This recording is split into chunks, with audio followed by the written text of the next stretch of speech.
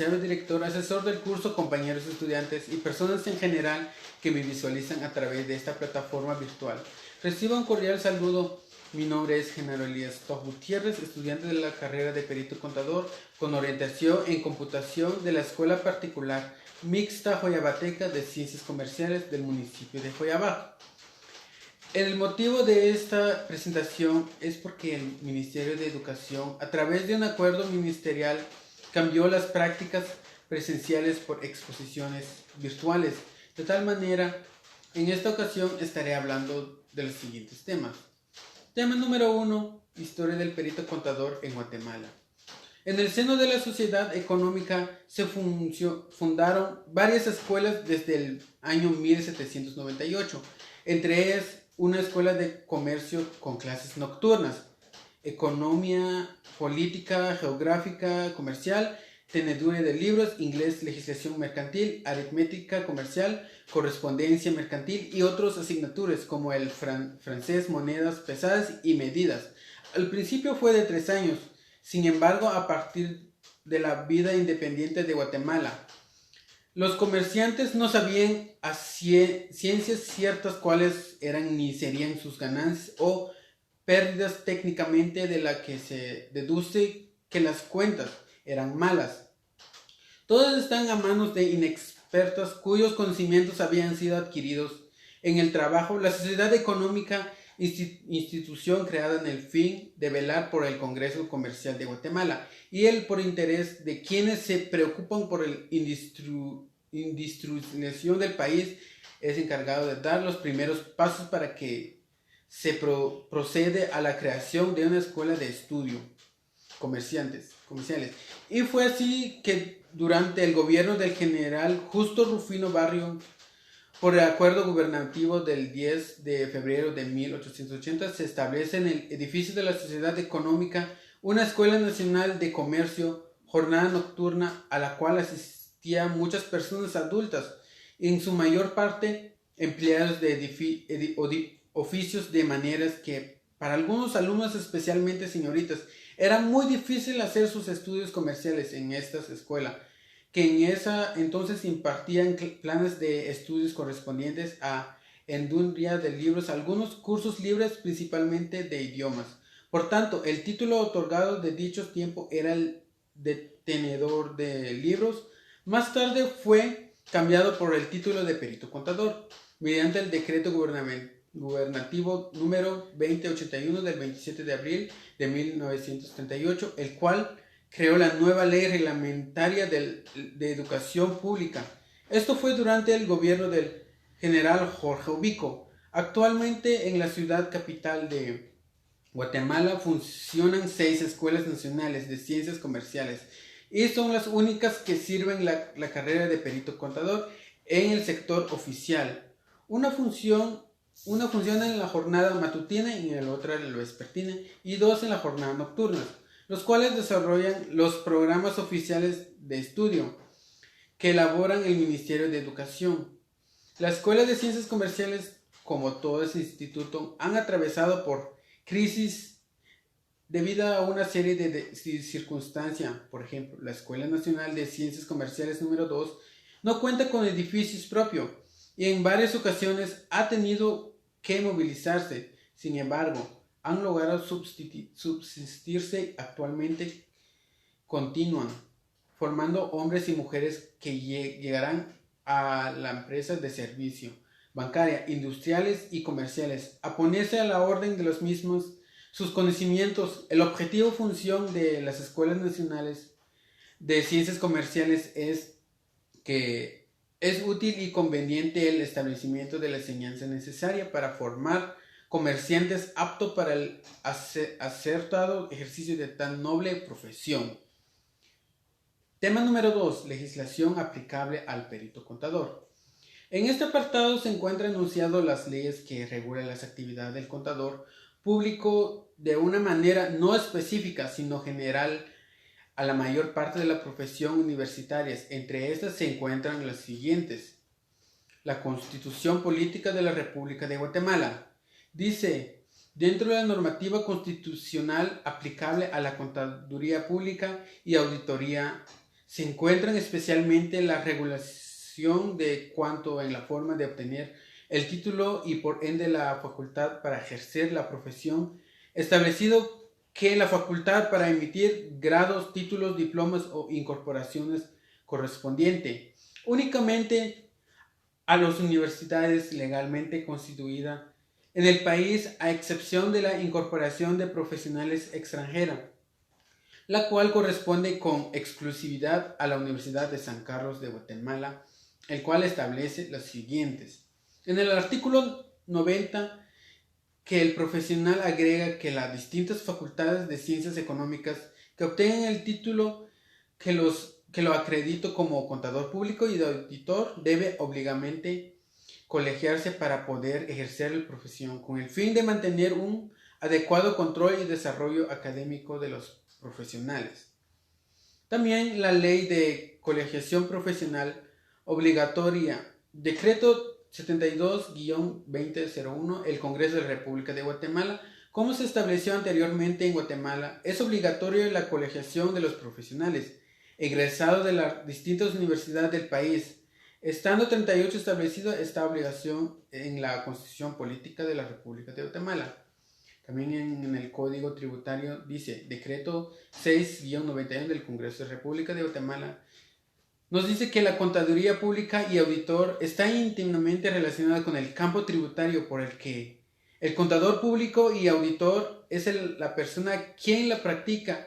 Se le asigna la función de cumplir la administración de la obligación tributaria de sus clientes cuando actúan como contador. En el Código Civil nos dice el decreto ley 106 del jefe del gobierno de la República en el campo de la contaduría pública y auditoría. En el Código Civil se encuentran reguladas la responsabilidad civil por daños y perjuicios a que están sujetados todos los profesionales, cualquiera que sean en el área técnica o científica en que se desenvuelvan. Ahora, en las leyes penales en Guatemala, como consecuencia en el contador público y auditor debe estar actualizado en estos temas y conocer estos cuerpos legales para minimizar el riesgo de incurrir en responsabilidades de este tipo que, como se ha descrito anteriormente, las sanciones penales con las más severas importancias a los profesionales, penas que van desde inhabilitaciones temporales definidas hasta la pena de prisión. El Código Penal Decreto 17-63 del Congreso de la República de Guatemala es un cuerpo legal. Se encuentran establecidos la mayor parte de delitos de diversos índole. En este documento se abordan los delitos que se relacionan directamente con la profesión de la contaduría pública y auditoría. Ley penal. En Guatemala se han creado las denominadas leyes penales especiales, las que no son más que cuerpos legales que regulan actividades consideradas por los legisladores como vitales para el proyecto de determinados bienes jurídicos. Entre ellos existe una norma que tiene relacionada directamente al contador público y auditor. La ley contra el lavado de dinero u otros activos, decreto 67-2001, el Congreso de la República de Guatemala. En esta ley se encuentra establecido el más complejo del delito vigente, el de ordenamiento jurídico guatemalteco, que establece la ley del banco y grupos financieros, decreto 19-2002, el Congreso de la República de Guatemala, derivado de los casos de altos impactos que afectaron negativamente todas las poblaciones y provocando una gran desconfianza en la labor desempeñada por él.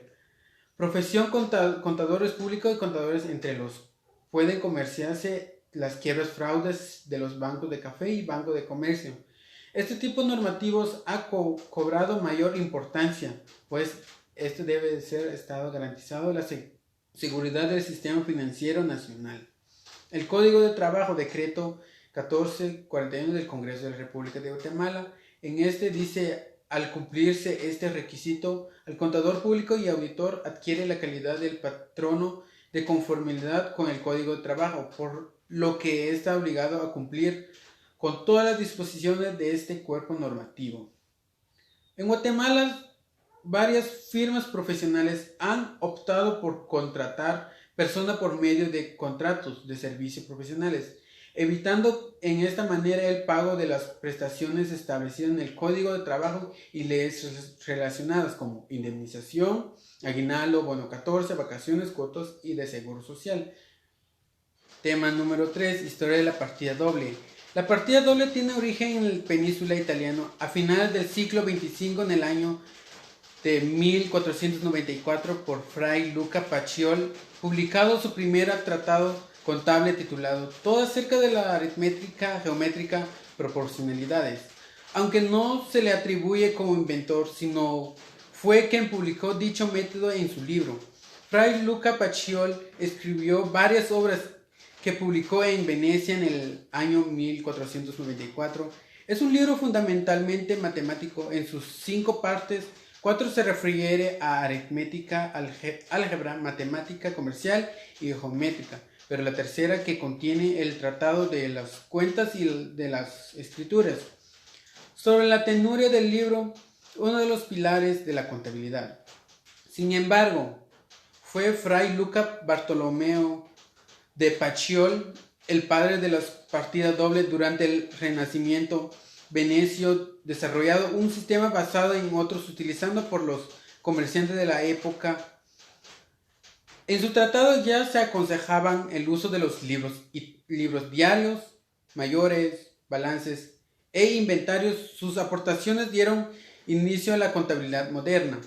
Como podemos apreciar, la partida doble se expande en pleno Renacimiento, periodo renovador y brillante para la cultura de artes y las letras europeas entre la segunda mitad de los siglos XXV y la primera del XXVI, caracterizando por una nueva concepción de la humanidad y preocupado por el saber en todos los ámbitos. La partida doble surge para hacer posible el registro del florense comercio, colaborando así con sus desarrollos.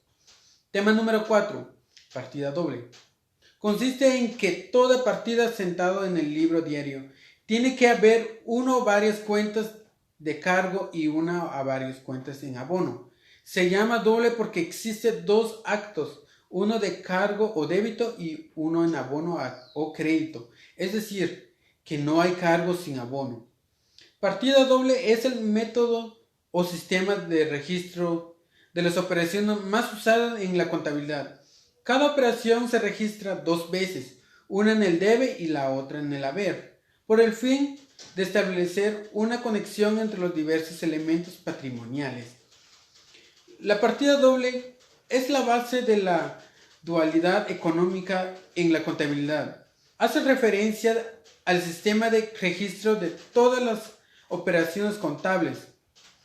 En lo menos dos cuentas están el haber y debe. Esta notación se ha denominado asientos contables y el objetivo de las técnicas es asemejar una balanza en equilibrio, ya que la suma de los conceptos haber y debe siempre tienen que coincidir. La partida doble pueden ser balance de situación general. Se define como el documento contable que informa acerca de la situación de la empresa, presentando sus derechos y obligaciones, así como sus capitales y reservas valoradas de acuerdo a los criterios de la contabilidad general aceptados. En el balance se muestra activo, pasivo y patrimonio neto. Número 2. Cuentas de resultado. Compara los ingresos de la empresa con los costos de la misma y muestra si ha habido definición para pagar dividendos. Dentro de esta tenemos 2 elementos: ingresos y gastos. Número 3. Estado de cambio en el patrimonio neto. Muestras las variaciones en las entradas y salidas en las operaciones de la empresa entre el inicio del periodo y al final del mismo, generalmente un año. Número 4. Estado de flujo de efectivo. Muestra las fuentes, regularidad y uso del efectivo de la empresa usando estimaciones directa e indirecta. La estimación directa muestra la efectividad neto por las operaciones. Esta variable está de vital importancia para analizar las situaciones de la empresa, ya que se refleja su liquidez. Número 5. Memoria. Es un documento utilizado en contabilidad que sirve para ampliar la información contenida en las cuentas anuales. Por otro lado, es muy importante la auditoría de la empresa a través de la empresa extrema que no tenga conflicto de interés en esta de la finalidad de su trabajo sea más objetivo y profesional y cuya labor permita controlar y asesorar a las empresas para mejorar sus resultados operativos. Gracias por su atención.